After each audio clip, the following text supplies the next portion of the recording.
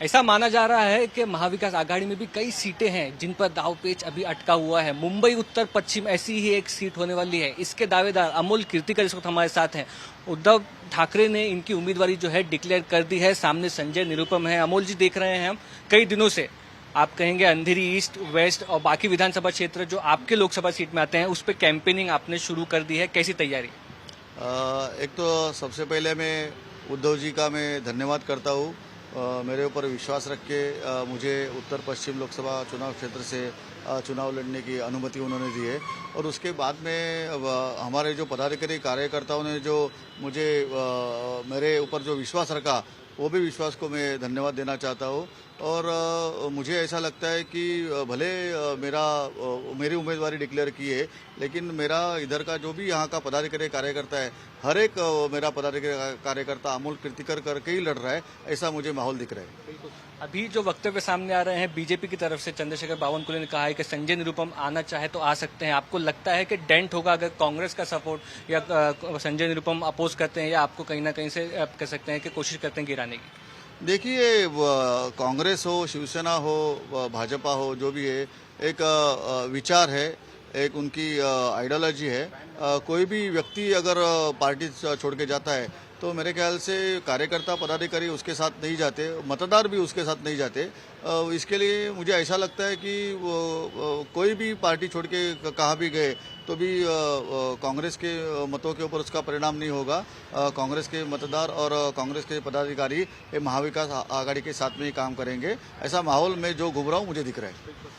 आजकल जो माहौल है उसमें आलोचना ये की जा सकती है परिवारवाद की आपके ऊपर। आपके पिताजी गजानन कीर्तिकर अभी भी सिटिंग एमपी हैं।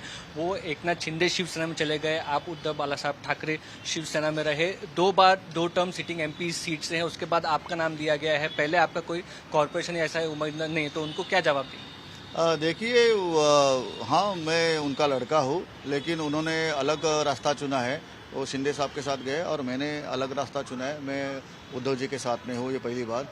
दूसरी बात, मैं एक्सीडेंटली इस राजनीति में नहीं आया। मैं 20-22 साल से इस राजनीति में हूँ। भारतीय विद्यार्थी सेना का जनरल सेक्रेटरी करके, और उसके बाद में युवा सेना जो आदित्य साहब के नेतृत्व में बाला साहब ने हमको दी थी, उसका मैं एज ए जनरल सेक्रेटरी में 14-15 साल से काम कर रहा हूँ। और ये काम करते करते मेरे ऊपर बहुत सी जिम्मेदारियां पार्टी ने डाली है। विदर्भ की हो, मराठवाड़ा की हो, वहाँ पे भी मैंने पार्टी के लिए काम किया है। और अभी जब भी ऐसी परिस्थिति निर्माण होगी कि उत्तर पश्चिम जिले के अंदर एक अच्छा कैंडिडेट चाहिए, तो उद्धव जी ने मेरे ख्याल से मेरा जो काम है उसकी सराहना करके ही मेरे ऊपर विश्वास रखा है। और मैंने जो निष्ठा रखी है पार्टी के प्रति, वो निष्ठे के प्रति मुझे ये सीट मिली है, ऐसा मुझे लगता है। आने वाला चुनाव विपक्ष के लिए खास तौर पर आसान नहीं है, ऐसे चित्र साफ है। कल दिल्ली के मुख्यमंत्री अरविंद केजरीवाल की एनफोर्समेंट डायरेक्टरेट ने गिरफ्तारी की है। ईडी ने खिचड़ी केस में आपसे भी इंक्वायरी कर चुकी है। एक तरह से आप कहते हैं कि टंगती हुई तलवार, उस तरह का प्रेशर आपके ऊपर भी है। कैसा इसको देखते हैं? मेरे ऊपर ऐसा कुछ प्रेशर है ऐसा मुझे लगता नहीं। मैं जब भी काम करता हूँ तो भी मुझे मेरे ऊपर प्रेशर नहीं लगता, क्योंकि मैंने जो नहीं किया है।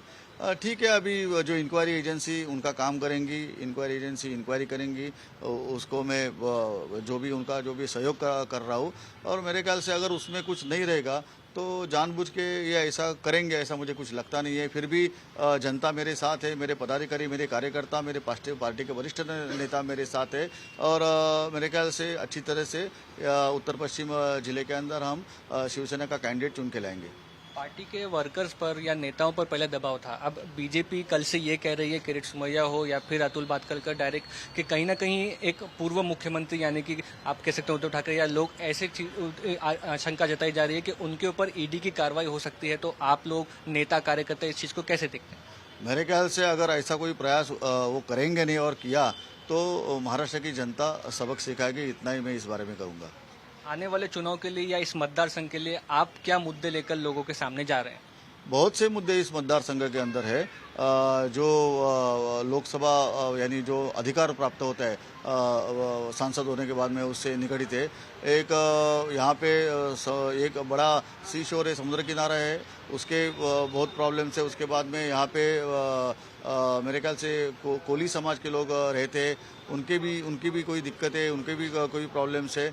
उसके बाद में हमारे एरिया में बहुत बड़ा फॉरेस्ट का एरिया आता है। फॉरेस्ट के एरिया में बहुत से लोग बहुत साल से रह रहे हैं, फॉरेस्ट होने की वजह से वहाँ पे उनको डेवलपमेंट नहीं करने की परमिशन है और उनको नागरिक सुविधा भी नहीं मिल रही है। और उसके बाद में पोस्ट ऑफिस के बहुत से यहाँ पे खाली जगह है जहाँ पे पोस्ट ऑफिस 10 साल के अंदर बननी चाहिए थे, लेकिन एक भी पोस्ट ऑफिस नया यहाँ पे नहीं बना है। और बहुत सी दिक्कतें यहाँ पे मिलिट्री लैंड है, मिलिट्री लैंड के बाजू का भी एरिया है, उसको भी रीडेवलपमेंट के लिए परमिशन नहीं मिल रही है, क्योंकि एसआरए के माध्यम से आजू बाजू के एरिया के लोग बिल्डिंग में जा रहे हैं, लेकिन हमारा ऐसे कई एरिया है कि वो मिलिट्री का एनओसी नहीं होने की वजह से वो नहीं जा रहे।